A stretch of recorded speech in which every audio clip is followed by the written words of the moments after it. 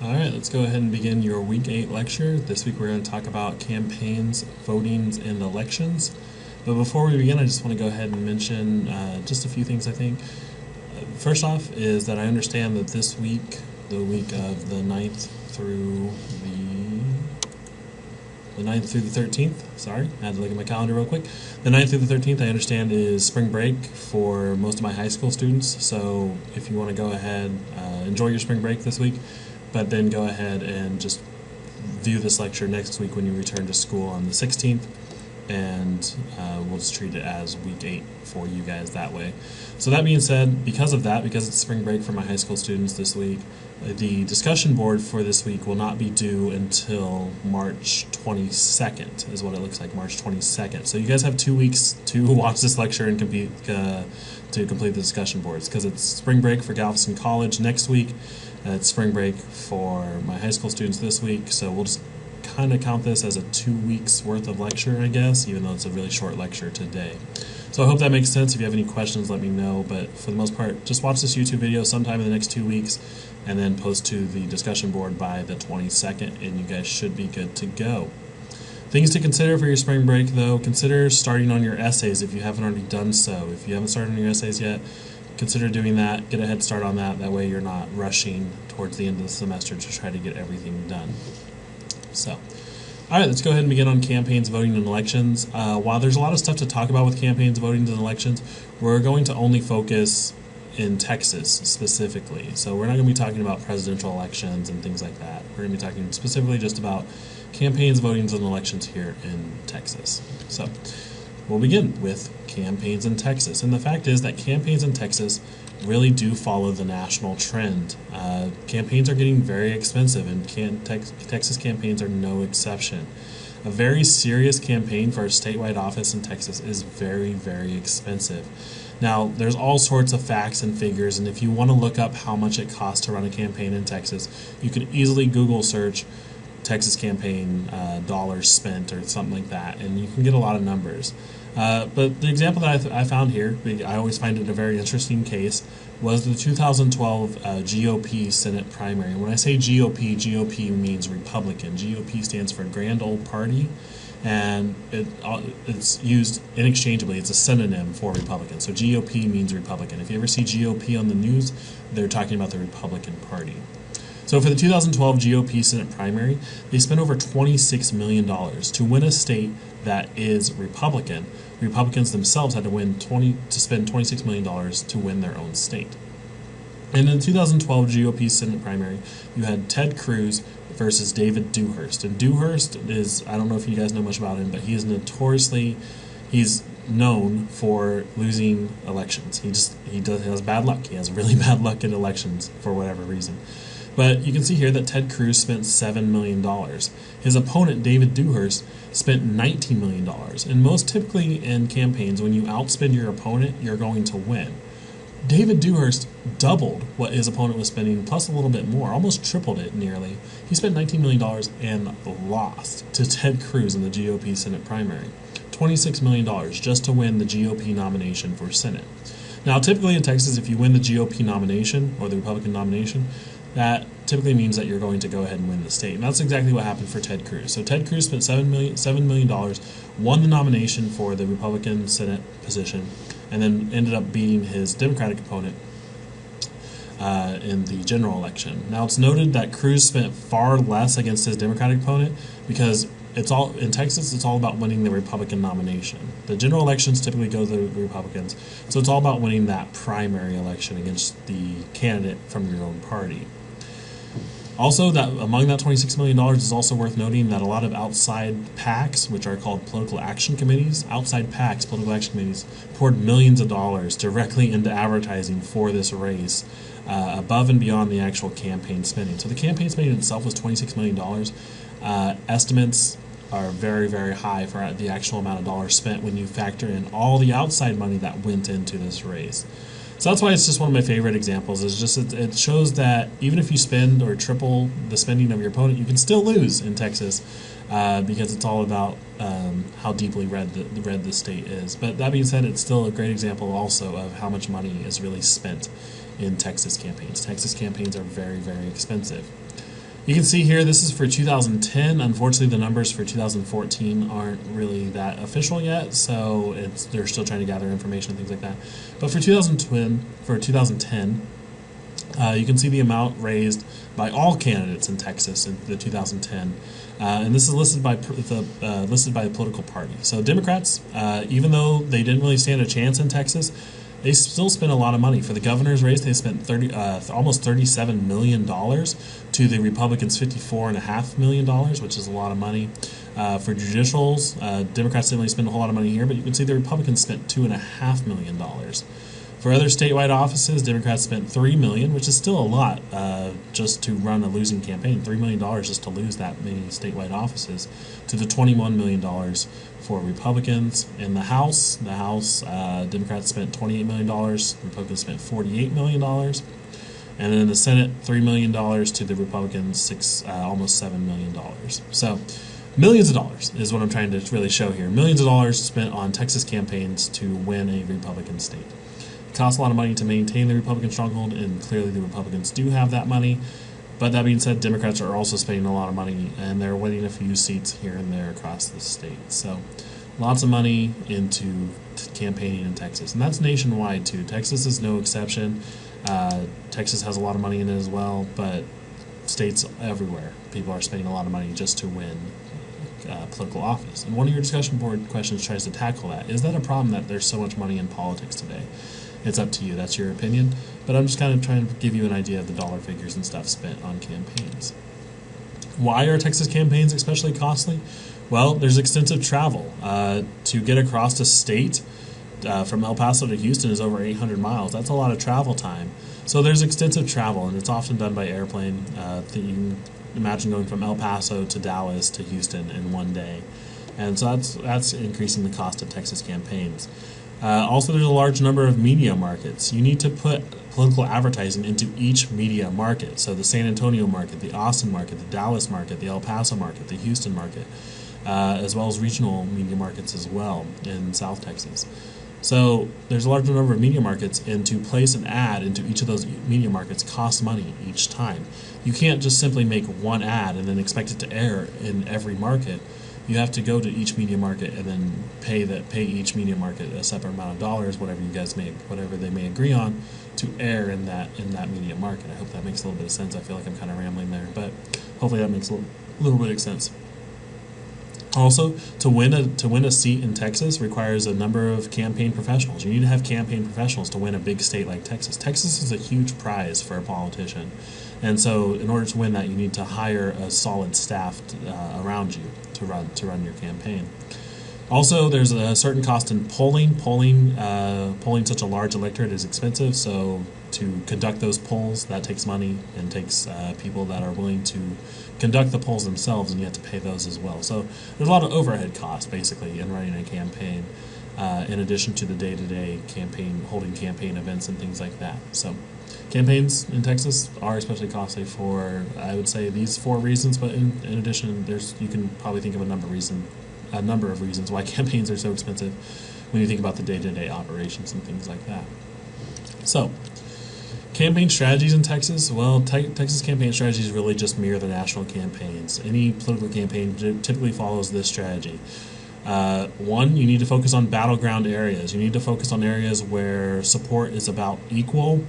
That way you can try to persuade those sorts of people that are maybe on the fence, that aren't really sure if they're going to vote Democrat or Republican. You need to go into those battleground areas, show why you're the better candidate, and maybe sway some voters from the opposition onto your side.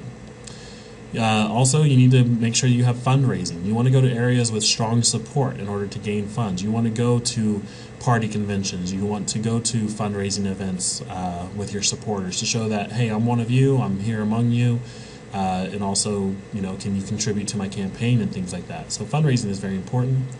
The debates really matter. Now, typically for governorships and things like that, they're not huge media events. But that being said, a big mistake at a debate could really have ripple effects, particularly in the media or in the newspapers and things like that. Fourth, don't screw excuse me. Sorry. Fourth, don't screw it up. Don't make a gaffe. Don't make something that will sound completely crazy in the media the next day. So just don't screw it up.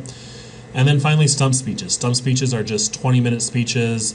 They're typically written way beforehand. They're just kind of repeated over and over again. Those are what are called stump speeches, because a candidate can kind of memorize those, and he can get up on his soapbox or whatever and give those sorts of speeches, and they'll talk about issues and things like that, but they're just generally nicely, neatly outlined. They're not off the cuff improv, anything like that. Stump speeches are really well written out and rehearsed and things like that. So those are the idea of stump speeches. You want to give a number of those, that way the voters can know how you feel on particular issues. Campaign strategies. So these typically are campaign strategies, things that you want to do on the campaign, but you really need to think about the message and what kind of message your campaign is going to send. So 3 basic strategies about the campaign messages and things like that are: 1, the party-centered strategy, and this is what often is sometimes called the contract with America. What you want to do here, if your campaign is trying to focus on the party-centered strategy, you want to say, "Hi, I'm so-and-so, I'm a member of the Democrat or the Republican Party. This is what our party is about. I stand for these values. This is why you should vote Republican. This is why you should vote for me. This is why you should vote Democrat. This is why you should vote for me, because our message is, or our strategy, or our platform is the best for America, or for Texas, if you're using just the Texas example." So you want to focus on yourself as a Republican or as a Democrat, and try to promote Democratic or Republican values in your message. And so that's why it's called the contract with America. Second of all, there's an issue-oriented strategy. There's an issue-oriented strategy where you just focus on just a particular issue, and this is why you'll often hear this during political campaigns, is "it's the economy, stupid."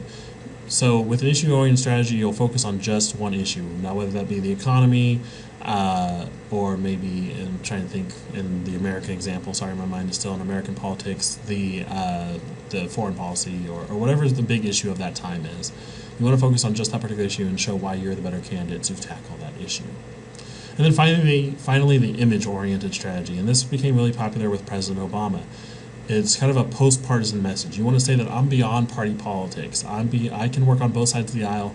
What really matters is that we get on with our lives, and that we focus on these issues, and we tackle these issues, and I have the best qualities to do this. So it's image. You focus on your image. You focus on the post-partisan side of politics, and it often has an inspiring message of change or hope or something like that. And so that's why President Obama came up with the "Yes We Can" slogan, which became immensely popular during the 2008 elections. So that's just the idea of the image-oriented strategy.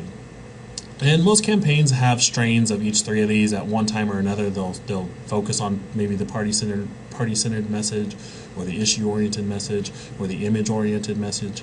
But for the most part, campaigns will try to hone in on one of these strategies and see what really kind of works for them. So hopefully that makes sense. If you have any questions, please let me know. The questions on your test will probably be something like which one of these is not a strategy, a political strategy, or a political campaign message, or something like that. And then you'll select the one that isn't one of these 3. So I hope that makes sense. If you have any questions, please send them my way, though. Part of campaign is also advertising. Advertising is very important in a campaign, and we kind of talked about it a little bit with how expensive it's gotten, because you need to put those into so many markets.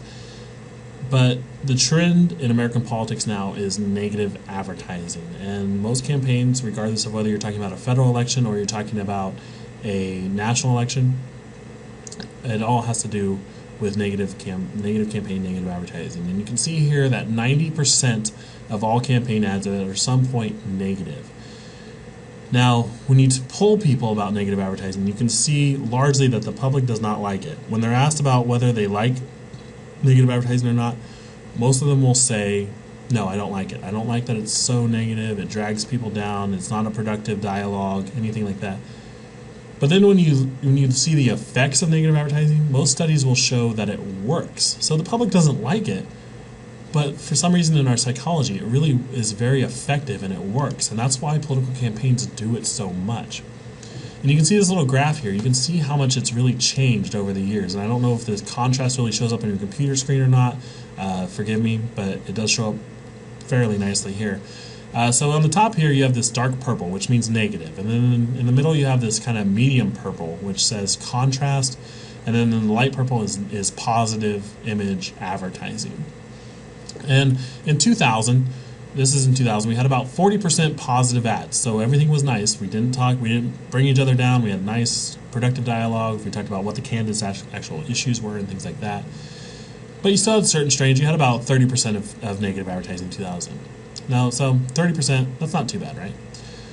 Flip forward 12 years into 2012, and you have about 65% negative advertising compared to the 30% it used to be. And you have about only 15% of positive ads. So about only 15% of ads are positive. Now, that's a huge contrast. Negative advertising has really taken off. And if you take my federal government course, we're actually going to talk about why negative advertising has taken off so much. But for the Texas government class, we'll just leave it at that. That negative advertising has really taken off, and that it's really increased in 12 years. There's a reason behind it, but for the sake of Texas government, we're only going to leave it at that, that most ads are negative. And if you go onto YouTube, you can actually find a number of negative ads, even from the most recent election in 2014 between Wendy Davis and Greg Abbott. There's a lot of negative ads that went back and forth during that campaign. So negative advertising has affected everyone across America, even local election or local state elections. They have a lot of negative strains in their campaigns as well. So that's kind of where the state of advertising is for campaigns today. So all right, so we talked about campaigns. Let's go ahead and talk about the elections themselves. The elections themselves would ideally, these are kind of the ideal conditions for an ideal democracy. And ideally, election campaigns would be contested by opposing candidates, and the candidates would debate the issues of public policy rather than personal insults and negative campaigns. Now that's ideal. That would be an ideal system, where we actually have an informed citizenry that knows where the candidates stand on each issue. Each candidate tries to present himself as better on that issue, but not necessarily drag others down. Now, voters would vote on the basis of policy issues, and there would be virtually universal participation. We would like everyone to participate in democracy. But as you'll see later in this lecture, that unfortunately Texas has a really low voter turnout, so this universal participation really isn't happening. The negative campaigns are really taking over instead of debating issues. And voters tend to vote based on how well they like a candidate, not necessarily how much better that candidate is than the other one. So those would be the conditions for an ideal democracy. Unfortunately, not really happening here today in America. But we still do have a representative democracy in many ways, and there are certain elections that still tend to go on. So elections in Texas, you have public elections, and you have two types of partisan elections, which we'll get into here in just a little bit. You have a partisan election and a non-partisan election. Now, public elections are held by a governmental body, whether that be a state election, a local election. You can maybe even think of counties as having a certain type of elections. Public elections are held by a governmental body. Now, public elections are used to decide issues in terms of referendum and initiatives. You can use referendum and initiatives to actually decide particularly legal questions. But also public elections are just used to elect public officials. So you may not be directly voting on an issue, but you'll be voting on someone who can then vote on the issue for you. So public elections address issues to the community, but also elect public officials. I hope that kind of makes sense. If you have questions, just kind of ask. I kind of feel like I'm not explaining myself well enough there. Public elections are used to decide issues or to elect public officials. Types of public elections include the partisan election. The partisan election happens the first Tuesday after the first Monday in November of an even year. That's exactly how it's worded into law, is that partisan elections will happen the first Tuesday after the first Monday in November. So you can never have an election on November 1st. If November 1st was the first Tuesday of that month, it didn't happen after the first Monday. It's always the first Tuesday after the first Monday in November. Not really sure why it's worded that way. I mean, it makes sense that it's worded that way, but we're not sure the reasons why it happens on the first Tuesday after the first Monday. That's just the way it's written into law. Now, nonpartisan elections are all other public elections in Texas that are not held on the first Tuesday after the first Monday. And I'll get into this a little bit more in future slides, so hopefully that makes sense. Elections in Texas, the Texas voters select officials in all three branches. So that means they select their governor, they select their representatives, and they also select their judges, which is very odd. Most states don't actually have elections for judicial officers. typically you want judges to be nonpartisan. You want judges to simply interpret the law, not add political ideology into their reasoning. And so that's why Texas is very odd. Texas judges run for election, and they run on whether they're a Republican or a Democrat. Now, on one hand, that might be good because at least you know how the judges are seeing things, and you know how the judges handle their opinions on certain issues and things like that. But on the other hand, you want judges to be nonpartisan and judge the law fairly, not because they're a Republican or Democrat. You don't want judges to engage in partisan politics. So you can kind of weigh the pros and cons there, and you can see kind of the pros and cons on both sides. But that being said, Texas does elect its judicial officers. So Texas voters select officials in all three branches. And when you look at the history of Texas, it's not really that surprising, because Texans vote on many more local offices than any other state, really, than other states in general. But more than any other state that I can really think of, Texans vote on more local offices. So that includes your judges, but it also includes a lot of county, city, and public school districts, community college districts, utility districts, hospital districts. It's an extensive list. If you've ever voted in Texas, you can kind of testify to how long the ballot is. The ballot in Texas is very, very long because Texans vote on more local offices than any other states. Texas voters also vote on constitutional amendments. We talked about that when we talked about the Constitution. Texas voters vote on constitutional amendments and also local tax policies. Texans have a right to vote on their local tax policies. So here in Galveston, we vote on how Galveston is going to handle the sales tax and property tax and things like that. So that's very interesting for Texas. Now, Texas, you do have the general elections and you have the primary elections. So let's go ahead and talk about the general elections first. The general elections happen. They're a partisan election. They happen on the first Tuesday after the first Monday in November. And we vote on things such as governor and other major statewide contests. And those tend to coincide with the midterm elections.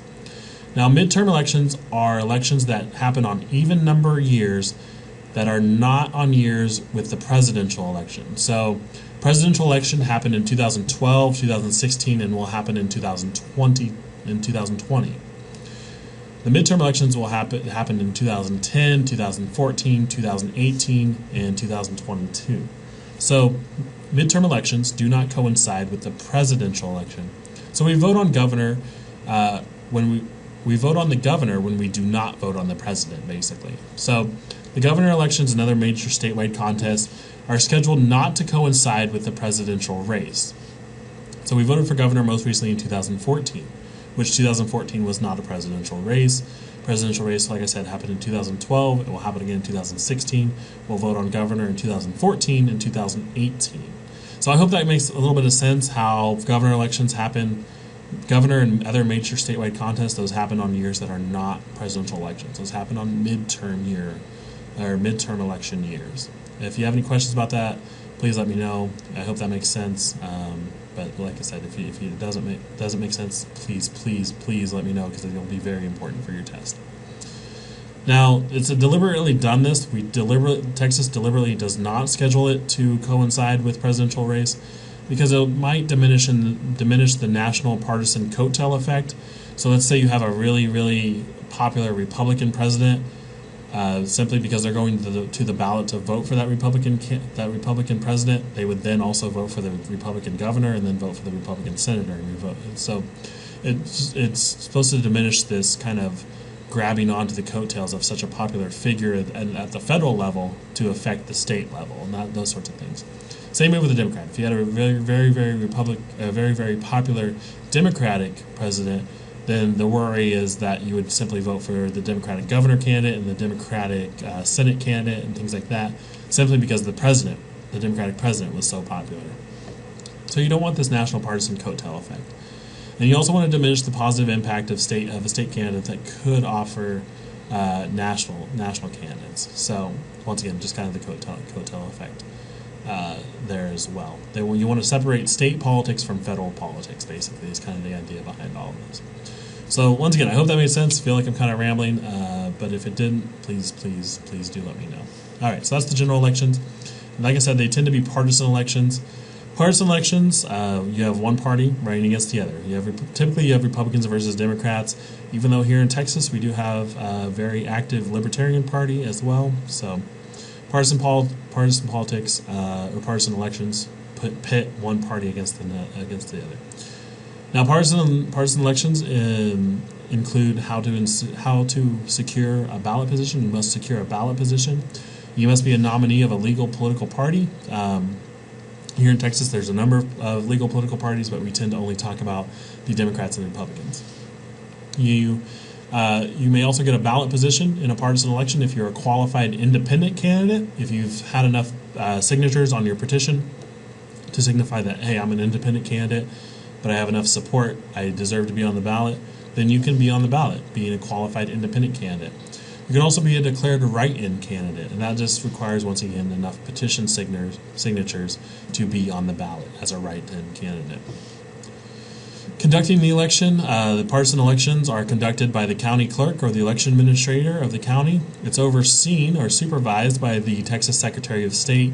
And the cost of holding the elections, the cost of having a venue and having the booths and things like that, is paid by the county. The county is responsible for having voting machines and having a place for people to go and vote. So the cost of that is paid by the county because elections are seen as a very important part of the democratic process. The county is willing to incur that cost to have an election.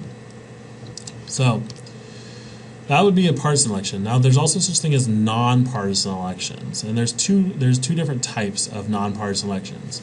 A non-partisan election can occur in the case of a special election. A special election is just an election that is called to fill interim vacancies or to decide on issues. It's called and paid for by the unit of government responsible. So if it's a statewide special election, such as in the need to fill a particular statewide office, or it's just a county government that needs to fill a particular office, it's called and paid for by the unit of government responsible. Generally conducted by this unit unless contracted to another unit of government, so most people will just bear the responsibility to have a special election to fill that interim vacancy or to decide on a particular issue. So that would be a non-partisan election. You don't have candidates that are running on party platforms. You just have candidates that are running to fill that vacancy, or you have a ballot initiative that you have an issue that needs to be decided on. That needs to be decided on immediately. They'll have a special election for that. General and local elections also tend to be nonpartisan. Most local elections don't have party affiliation at all. So these are things like school board members and something like that. And it's held on one of the uniform election dates. It'll be either held in the second Saturday in May, or once again the first Tuesday after the first Monday in the odd year. You have plurality versus majority, which we're actually going to talk about on the next slide. Yes, plurality vote versus majority vote. Now here in Texas, depending on the office, you can either have a plurality vote or a majority vote. So let's go ahead and explain what the difference is between a plurality vote and a majority vote. It's very good to note this for your test. The plurality means that regardless of what percentage of votes you receive, what matters is that you have the most votes. So in a plurality voting system, the candidate receives the most votes wins.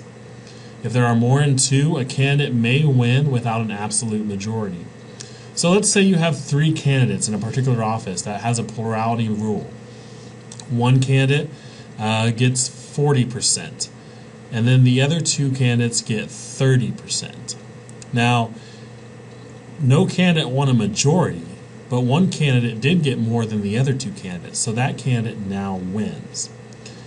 He doesn't have to have a majority vote. He just has to have a plurality. He has to have more than his opponents. It could also be a 2-candidate system where one gets 48% of the vote, one gets 45% of the vote, and then the other remaining percentage just simply abstained from voting or something like that. All that matters is that candidate got more votes, got 48%, which is greater than 45%. So that's a plurality. I hope that makes sense. It's easier to actually demonstrate in the classroom and write out on the board and kind of show an illustrative figure. But that's the idea of a plurality. So I hope that makes sense. The opposite of a plurality is a majority. And majority actually requires someone to get more than 50% of the vote. A candidate must receive more votes than all opponents combined. He must have the majority. Must have that 50% plus 1 if there's 2 candidates. Now, a candidate must receive more votes than all other opponents combined. If he doesn't receive more than 50% of the votes, this requires a runoff election. Now, in a runoff election, you narrow it down to the top 2 vote-getting candidates, and then they compete against each other until someone gets a majority. This actually happened in Texas. Now, the Texas primaries for the Republican Party require that the nomination, or the person who wins the election that gets the nomination, have a majority vote. Now, this happened in 2014 Texas primaries. You had Dan Patrick versus David Dewhurst, and this was for the lieutenant governor position. Dan Patrick and David Dewhurst did not get a majority in their initial election. So then the Texas Republican Party narrowed it down to just these 2 candidates. These were the only 2 candidates on the ballot. They had to return to the polls, and they voted again. And Dan Patrick actually ended up getting a majority the second time around. And so David Dewhurst lost elections. Now, you may remember David Dewhurst from previous slides where he lost to Ted Cruz. That is what happened to him again. He lost to Dan Patrick for the lieutenant governor. Like I said, he's kind of notorious for losing elections in many ways. So that's just an example of a majority election where we had to have a runoff, and it was here in Texas most recently in 2014. All right. So if there's any questions about plurality versus majority, please do let me know, and I'll try to clarify that a little bit better. All right. Primary elections. So we talked about the general elections. We need to we'll take a step back and look at the origins of those nominations at the party primaries. Party primaries are held by the major parties. Democrats will typically have their own party primary, then the Republicans will have their own party primary. In the primary, you have 2 candidates from the same party seeking the same nomination for a particular office. So you have 2 Republican candidates running for lieutenant governor. You have 2 Democratic candidates running for the same lieutenant governor nomination. Now, the party primaries happen the first Tuesday in March. We go vote in our party primaries the first Tuesday in March. And if a runoff is needed, like it was against Patrick versus Dewhurst, it'll happen in the second Tuesday in April. That'll be when your runoff happens. But if you win the party primary, you go on to face the other party's nomination in the general election. So party primaries are just a way of nominating candidates for office to then go on and tackle the other party. Now, primaries versus general elections have very, very different dynamics. I wanted to kind of graphically illustrate this to you, and hopefully it makes a little sense. The top one is for a general election, and the bottom one is for a primary election. So let's go ahead and begin with the primaries down here at the bottom. Primary elections, like I said, you have 2 candidates that are vying for the nomination of their party. And so what tends to happen is what's called the pull toward extremism. And in the pull towards extremism, you have 2 candidates that are trying to win the nomination of their base. So Democrats over here, Republicans over here on the right. And they're trying to win the nomination of their base. So what they need to do is they need to appeal to their base. Now, the little bell curves here are where most Republican voters lie and where most Democratic voters lie. And so in order to win the nomination, you need to appeal to the extreme ends. You need to appeal to the bases of each party. And as soon as you've done that, then you can move on, and you've actually won the nomination, then you can move on to what we call the push towards moderation. So in the primary election, you're going to have the 2 candidates kind of pull towards extremism because you want to out-Democrat or you want to out-Republican your opponent. And that's in the primary election. But then in the general election, as soon as you've won that nomination, you need to kind of do a 180. You need to say, whoa, I'm not as Democratic or I'm not as Republican as I portrayed. Actually, I'm much more moderate. I appeal much more to the moderate base because in the general electorate, which means all the people combined, all the voters out there, most of them tend to actually be in this moderate kind of position. So you need to actually win the votes of the middle. You need to win the votes of the middle here. And that's why during the general election, you'll have what's called a push towards moderation, where Democratic candidates and Republican candidates will try to win this area right here in order to win the general election. So I hope that made sense. If you want to look at these graphs just a little bit more, I'll go ahead and actually post the image on the course website, so hopefully it'll make a little bit more sense. If you have any questions, though, about the difference between the push towards moderation and the pull towards extremism, please send them my way. I hope it made a lot of sense. It's a very important kind of way to think of how American politicians really operate on the campaign trail and things like that. So please, any questions, please send them my way. All right. So finally, let's go ahead and talk about voting. We talked about campaigns, we talked about elections, let's talk about voting itself, because voting is really kind of the culmination of the campaign and the election itself. Now, unfortunately in Texas and in America in general, we haven't really had a great track record, I would say, with allowing people to vote. And in many ways, the voting rights issue is still not over today. Now, we've made a lot of strides. Originally, when we founded the Constitution and when Texas was founded itself, we only allowed white Protestant land-owning males. And though that has changed through the years, we've added a number of amendments to the U.S. Constitution to allow other groups to have suffrage and be able to vote. And in the U.S. Constitution, we have protections for race, and that was granted by the 15th Amendment. We can no longer bar voting based on race, according to the 15th Amendment. We can no longer bar voting based on sex, according to the 19th Amendment, which gave women the right to vote. We can't charge poll taxes anymore, which was a way for the South to actually prevent blacks and African Americans from voting, was use of the poll tax. You had to pay to vote. We can no longer require anybody to pay to vote, and that was limited by the 24th Amendment. And then the final one that we kind of added onto the Constitution was you had to only be 18 years. It used to have to be that you had to be 21 years. Well, when the 26th Amendment was passed, the Vietnam War was going on, and we were sending a lot of young people over to fight in the Vietnam War. And so the thought was, if they can die for their country, they should at least be able to vote for who sends them to war. And so that's why with the 26th Amendment we added the age restriction now, or we kind of relieved the age restriction to 18 years with the 26th Amendment.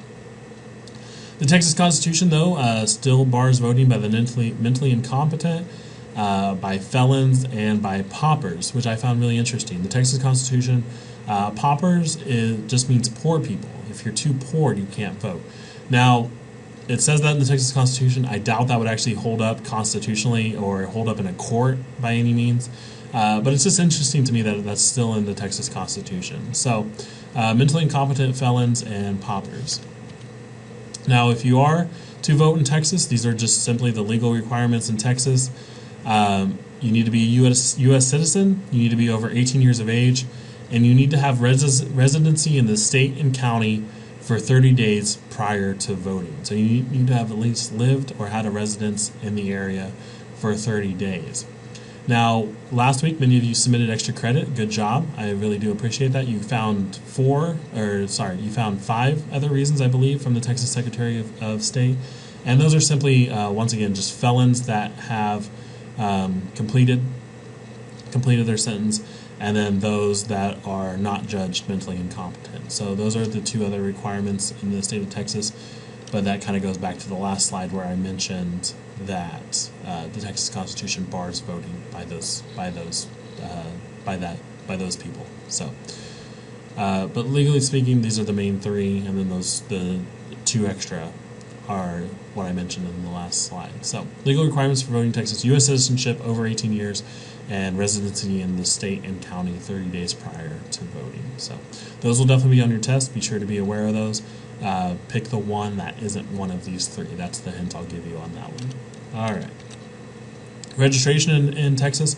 Many of you registered to vote. Many of you showed me your registration applications. That's wonderful. That's great. I'm really happy that you guys are at least registered to vote. Now, whether you actually do vote or not, that's up to you. But at least you're registered to vote. At least you can vote. At least you know you can vote now. So how do you register in Texas if you haven't already done so? Well, you can do it by application. You can do it either in person or by mail.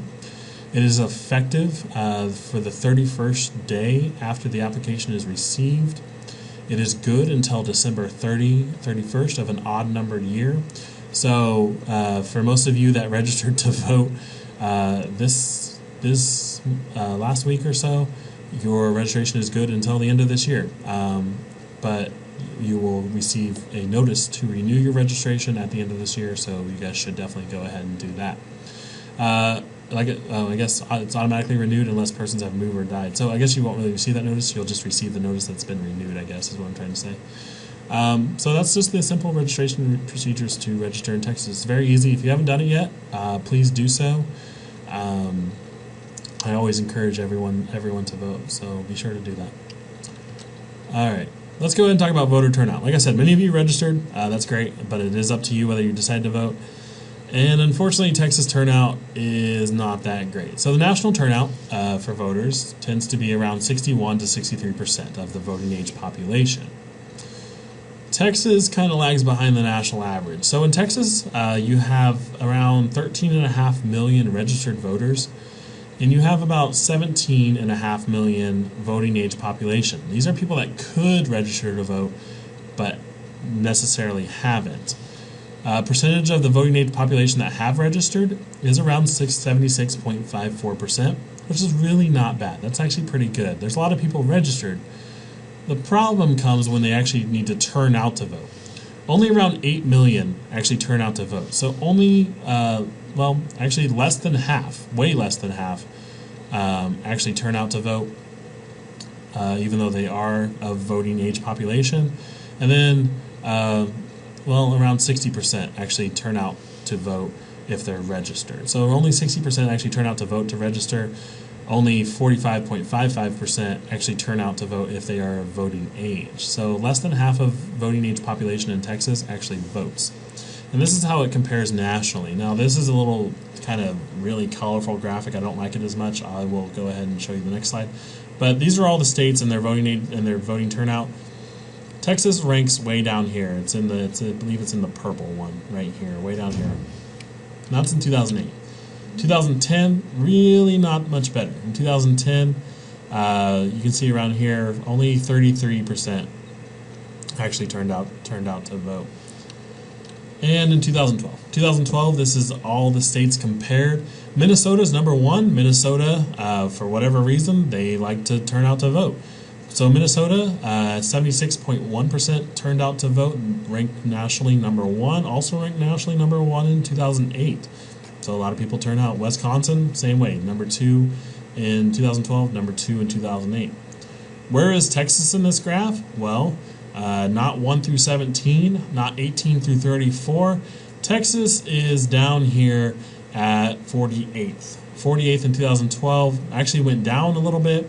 It was 47th in 2008, 48th in 2012. So it's way down here. It's over here. If you want to pause the YouTube video and look at it, it's way over here. Minnesota does a really good job, but Texas really, really not so much. Now, Texas doesn't really turn out to vote. I'm going to, there's a discussion board question about why does Texas not turn out to vote. I'm going to let you address that question. Going back one slide, sorry. There's actually a number of reasons why Texans don't turn out to vote.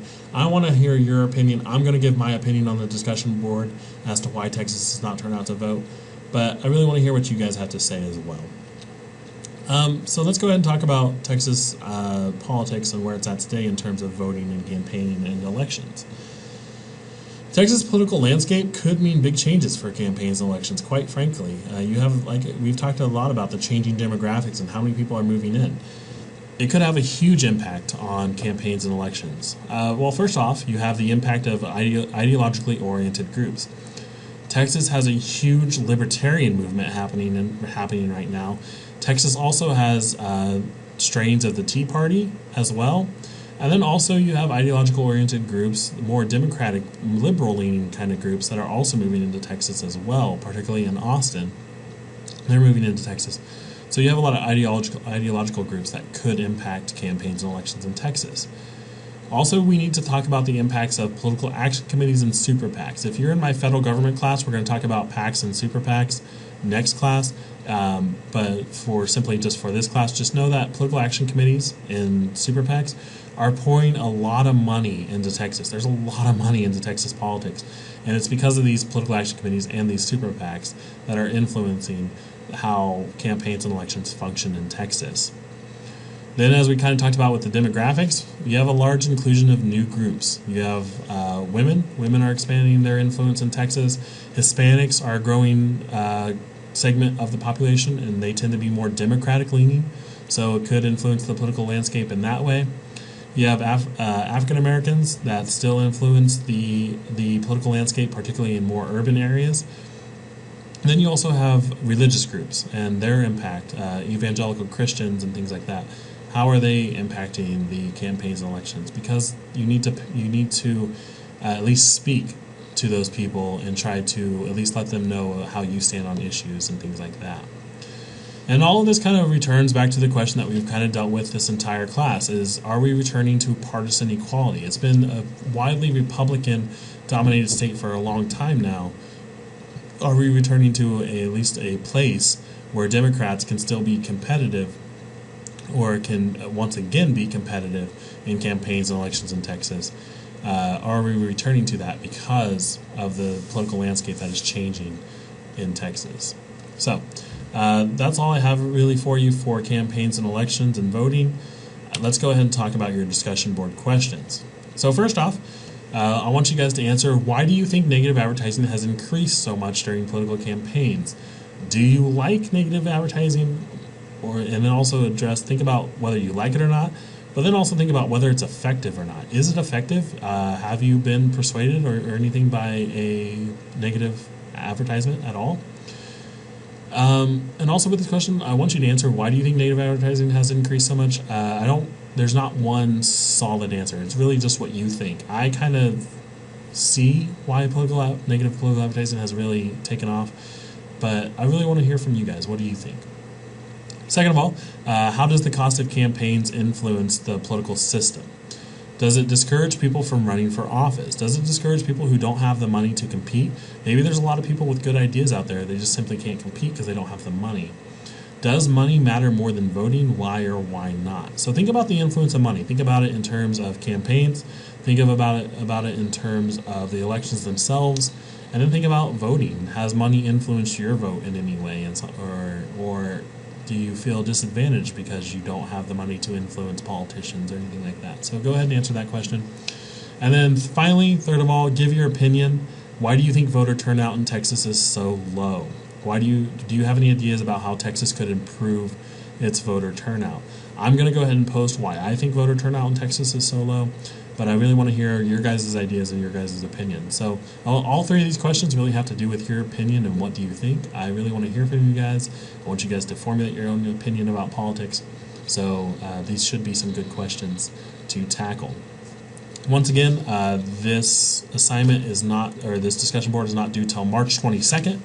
So you guys have about 2 weeks to complete it. If you are on spring break right now, go enjoy it. It's not bad weather out, so go ahead and enjoy your spring break. If you are on spring break next week here in Galveston, enjoy your spring break then. Enjoy the beach and things like that. So I will go ahead and let you guys go and enjoy your spring break.